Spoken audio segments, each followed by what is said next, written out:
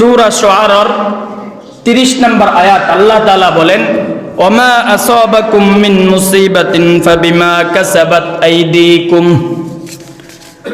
আল্লাহ বলে, বান্দা, জমিনের মধ্যে যত মুসিবত বিপদ আপদ আসে সমস্ত কিছু তোমাদের কামাই।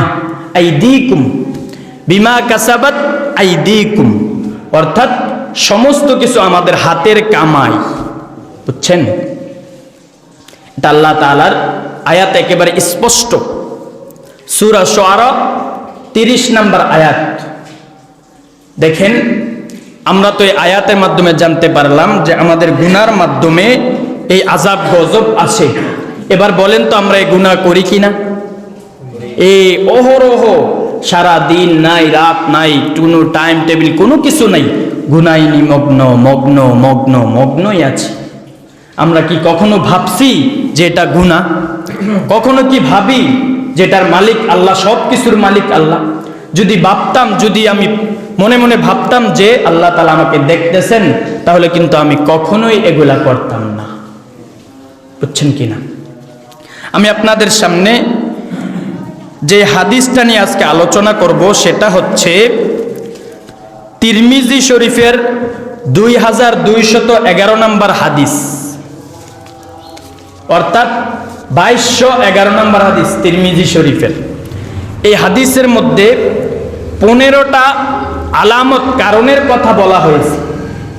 যেই 15টা কারণ যখনই ঘটবে তখন রাসূল বলে দিয়েছেন, তখন তোমরা অপেক্ষা করবা যে বড় বড় আযাব গজব আসতে থাকবে, মুসিবত আসতে থাকবে, ভূমিকম্প বেশির থেকে বেশি হবে। আজকের আলোচনা কোনো লম্বা চড়া নয়, সংক্ষিপ্ত। দেখেন, 1 নাম্বার যেই 15টার কারণ, 1 নাম্বার কারণ হচ্ছে ইজাতুখিজাল ফাইহু দুআলা, অর্থাৎ গনিমতের মালকে নিজস্ব মাল মনে করা হবে কিয়ামতের আগে। বুঝছেন কি না? আগে তো যুদ্ধ হইতো, এজন্য গনিমতের মাল অর্জন হইতো। বর্তমান হচ্ছে রাষ্ট্রীয় সম্পদকে নিজের মনে করবে। এটা কি ভবিষ্যতে হবে না হচ্ছে? হচ্ছে। সুতরাং কিয়ামতের আলামত। 2 নাম্বার, ওয়াল আমানাতু মাগনামা, আমানতকে লুটের মালে পরিণত করা হবে। আপনি এই এলাকার দায়িত্ব ভাজন লোক, আপনি এলাকার অভিভাবক, আপনি অথবা ঘরের অভিভাবক, আপনি সমস্ত ঘরের মানুষের মাল সম্পদ সব কিছু দেখাশোনা করা আপনার দায়িত্ব। এই মালকে আপনি কি করলেন? আপনি যে কামাই করেন মাল, ওই মালের মধ্যে পরিণত করে দেন। বুঝছেন কিনা? আমানত মানুষ আপনার কাছে রাখে, এই মালকে, সম্পদকে আপনি নিজের মনে করেন। ওয়াল আমানাতু মাগনামা।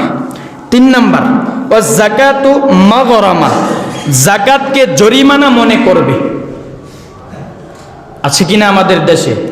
যাকাত দিতে বললে বড় লোকদেরকে তারা মনে করে আরে কত কি যে কয়, এগুলো কইলে এখন আমার প্রতি বেজার হয়ে যাবে, যাক বলার দরকার নেই, সবাই তো জানে।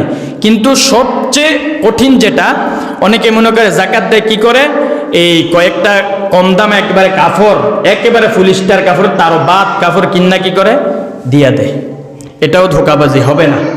অর্থাৎ কেন করে? আরে দেখাইতেছে, জরিমানা মনে করে, ভয় মনে করে। কিয়ামতের আলামত। 4 নাম্বার, ওয়া তুআল্লিমা লিগাইরিদ দ্বীন, বদ্দিনী শিক্ষার প্রচার ঘটবে। বুঝছেন কিনা? যেটার মধ্যে কোনো দিন নাই, যেটার মধ্যে কোনো শিক্ষা নাই, কোনো জ্ঞান নাই, উপকারিতা নাই, এই শিক্ষার প্রসার ঘটবে। এবার বুঝেন তো, এটা কি ভবিষ্যতে হবে না বর্তমানে হচ্ছে? যদি বর্তমানে হয় তাহলে কিয়ামতের আলামত। 5 নাম্বার, ও আতার রাজুলু ইমরাআতান, এটা বললে অনেকে বেজার হয়ে যাবেন, কেউ বেজার হওয়ার কারণ নেই। পুরুষ তার স্ত্রীর কথা মতো চলবে। এটা মনে হয় ভবিষ্যতে হবে নাকি? আচ্ছা, যাক, এটা নিয়ে ব্যাখ্যা করার দরকার নেই। এরপরে 6 নাম্বার, ও আতকা উম্মাহু, মায়ের নাফরমানি করবে। বুঝেন নাই? বউ কইছে মায়ের তোমার মায়ের জ্বালালায় বুড়ি, মারে দিয়েই পড়ছে, আরো কত কি, সব তো আর ব্যাখ্যা করা যায় না। এমনিতে হুজুরের দোষের অভাব নেই, ব্যাখ্যা করলে আরো দোষ বেড়ে যাবে। তো বুঝেন না, মার নাফরমানি করবে কিয়ামতের আলামত। বউ যেটা বলবে সেটাই করবে কিয়ামতের আলামত। 7 নাম্বার আরো বলি, বউ মনে করেন বলছে যে রঙিন টেলিভিশন এনে দেয় না, হারাম আর হালাল নাই রঙিন টেলিভিশন। বউ যদি বলে এটা করেন, এটাই করে।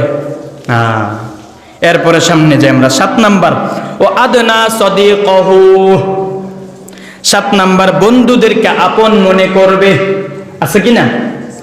বিশেষ করে পোলাপান ছেলেরা মনে করে যে আমার বাপ ভাই বোন এগুলো আপন না, বন্ধুদেরকে আপন মনে করে। রাত 10টা নাই 12টা নাই এই বন্ধু নিয়ে পইরা থাকে। আপন লোকেই চিনে না মানুষ। এবার 8 নাম্বার ও আনস আবা, বাবাকে দূরে ঠেলে দিবে। 7 নাম্বার আর 8 নাম্বার বিষয়বস্তু এক, মানে বন্ধুদেরকে আপন কইরা বাবাকে দূরে সলাই দেয়। এটার জন্য 1 নাম্বার দায়ী মা বাবা। কারণ কি? ছোটবেলায় আপনি শিক্ষা দেন নাই। আপনি শিক্ষা দেন নাই কেন? ছেলে ভালো করে কথাই বলতে পারে না, তার হাতে দিয়ে রাখছেন মোবাইল। সে মোবাইল দেখে বড় হয়েছে, আপনার আদরও পাই নাই, আপনি কে বাবা কি এটা বোঝানো নাই, সেও বোঝে নাই। বড় হইয়া সে বন্ধুদেরকেই দেখছে, বন্ধুদের সাথে চলাফেরা করছে। এটা তো আর তার দোষ না ভাই, তা আপনাদের দোষ, যারা বাবা মা তাদের দোষ। এজন্যই সে বড় হয়ে বাবা মার কারু কথা সে শোনে না, বন্ধুদেরকে আপন মনে করে। এই চলছে তো চলছে, বুঝছেন কি না? ও আনস আবাহু, তার বাবাকে দূরে ঠেলে দিবে। 9 নাম্বার ওয়াজাহারাতিল আসওয়াতু ফিল মাসাজিদ। সুন্দর একটা কথা, এটা বুখারীর মধ্যেও আছে। আমি ফজরের পরে বলছিলাম কোন দিন যেন, যে মসজিদে হট্টগোল দুনিয়াবি কথাবার্তা বেড়ে যাবে। এটা কি ভবিষ্যতে মনে হয় হবে নাকি? এটা নিয়ে ব্যাখ্যা না করলে তো আর চলবে না। মসজিদের মধ্যে দুনিয়াবি কথা, এই একজন আসছে মনে করেন নামাজ পড়তে আসছে, 2 মিনিট বাকি আছে, কি করব? কেউ চাচা শরীরটা বালানি, বালাইত কি করছেন, খাইছেন নি, এইতে শুরু হয়েছে কথা। এটা কথার বীজ। মসজিদ আইসা দরকার আছে? কোনো তো দরকার নাই, কিয়ামতের আলামত। 2 নাম্বার আরো একটা হাদিস আছে ওইটার মধ্যে, যে ফেরেশতারা লানত করে যারা মসজিদ আইসা কথা বলে দুনিয়াবি কাজে লিপ্ত হয়। বুঝছেন? এইবার আসেন 9 নাম্বার গেল কি, যে মসজিদের মধ্যে হট্টগোল বেড়ে যাবে। 10 নাম্বার ওয়াসাদাল কবিলাতু ফাসিকুহুম, পাপাচার ব্যক্তি গোত্রের নেতা হবে। বুঝছেন কিনা? মানে সবচেয়ে নিকৃষ্ট লোক, খারাপ লোক, যে বেশি বেশি গুনাহ করে, আল্লাহর হুকুম মানে না, সে নেতা হয়। এটা মনে হয় ভবিষ্যতে হবে আপনাদের এদিকে, ওইলে ওইব, সমস্যা নাই আমার। ওয়া কানা জাইমুল খাওবি আরজালাহুম, এই 10 আর 11 সেম টু সেম। 10 হচ্ছে যে এক গোত্রের নেতা হবে পাপাচার লোক। 11 হচ্ছে যে কয়েকটা গোত্রের, অর্থাৎ এলাকার বা থানার বা রাষ্ট্রের এমপি হবে সবচাইতে নিকৃষ্ট লোক। বুঝছেন কিনা? এটা মনে হয় আপনাদের দেশে ভবিষ্যতে হবে, কিন্তু আমাদের দেশে দিয়া হয়ে গেছে অনেক আগে। বুঝছেন? সুতরাং আমরা বোঝা দরকার। আসেন 12 নাম্বার ওয়া আকরামার রাজুলু মাখাফাতা শাররিহি, মানুষ একজন আরেকজনকে তার অনিষ্টা থেকে বাঁচার জন্য সম্মান করবে। বুঝছেন কিনা? আমি হুজুর, আমারে দিয়ে বোঝায়, আপনাদেরকে দিয়ে বোঝালে তো আবার দোষ ধরে লইবেন। আমার দিয়ে বোঝায়, আমি হুজুর, আপনি মুসল্লি, আপনি প্রকৃতপক্ষে আমাকে সম্মান করেন না, আমাকে দেখতেই পারেন না, যেটা মুনাফিকি খাসলত, দেখতেই পারেন না। এখন আমারে দেখলে হুজুর আসসালামু আলাইকুম, একবারে নুইতে নুইতে ভাবত তলে পারে না হইয়া থাকা। বুঝছেন নি? এটা কেন করে? যে আমি যেন তাকে খারাপ না বলি। বুঝছেন কিনা? এটার জন্য করে, কিন্তু আসলেই সে আমাকে অন্তর থেকে মহব্বত করে না। বুঝছেন কিনা?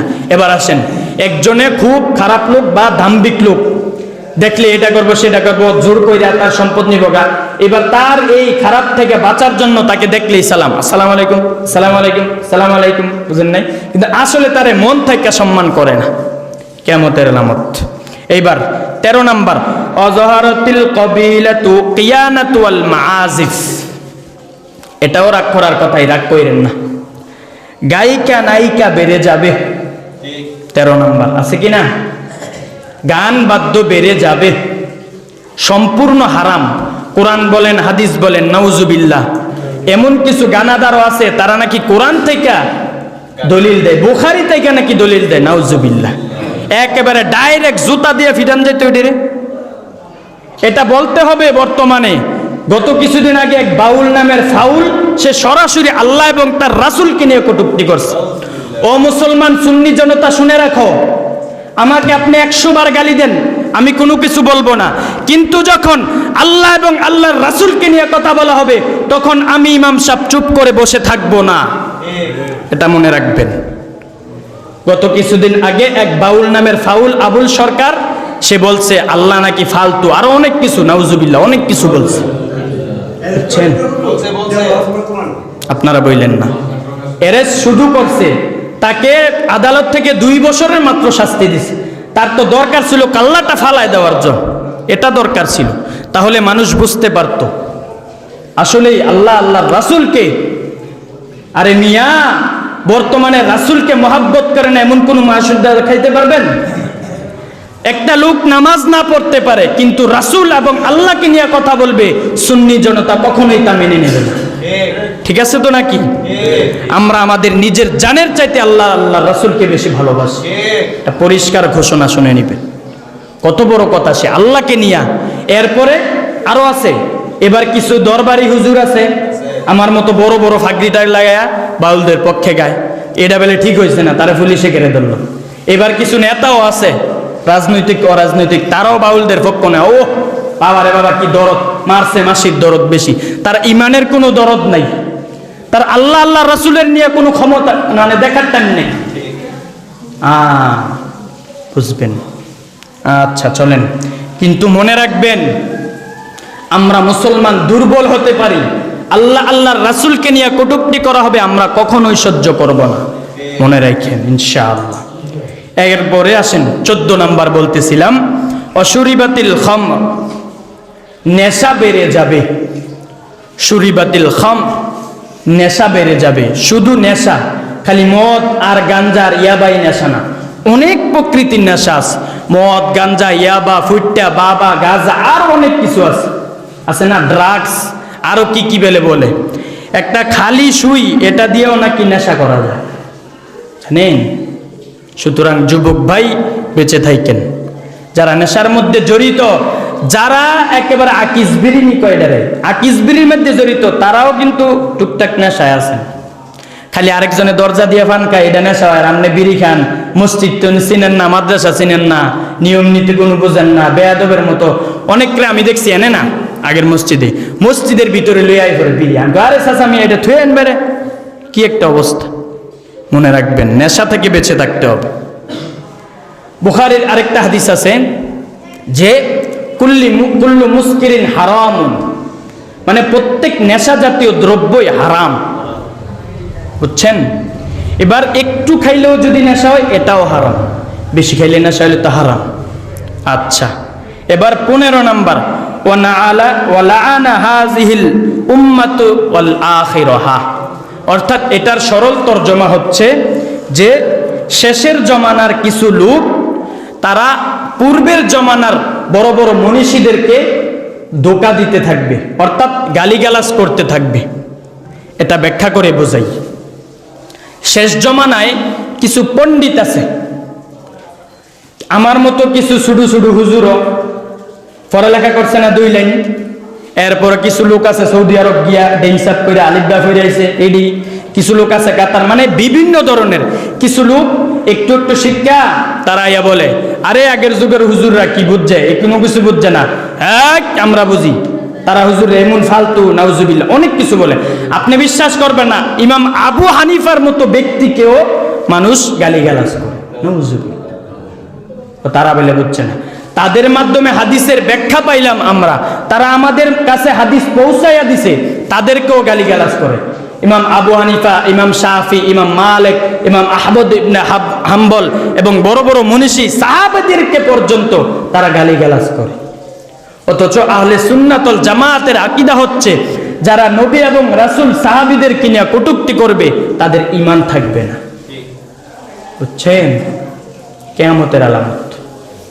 এইবার এই হাদিসের শেষের মধ্যে আছে, উম্মত তোমরা শোনো, যখন এই 15টা কারণ সংগঠিত হয়ে যাবে, তখনই তোমরা বড় বড় মুসিবতের অপেক্ষা করবে, বড় বড় বিপদ, ভূমিধস, হঠাৎ করে নদী ফাইটা ফাইটা পড়ে যাব, বাড়ি ঘর তলে যাইব গা, ভূমিকম্প, বড় বড় ঝড় তুফান হবে, এগুলা গজব। এরকম তীব্র গরম পড়বে যে গরমে কিনা মানুষ সহ্য করতে পারবে না, এরকম তীব্র শীত পড়বে যে শীতে কিনা মানুষ সহ্য করতে পারবে না, এগুলো মুসিবত।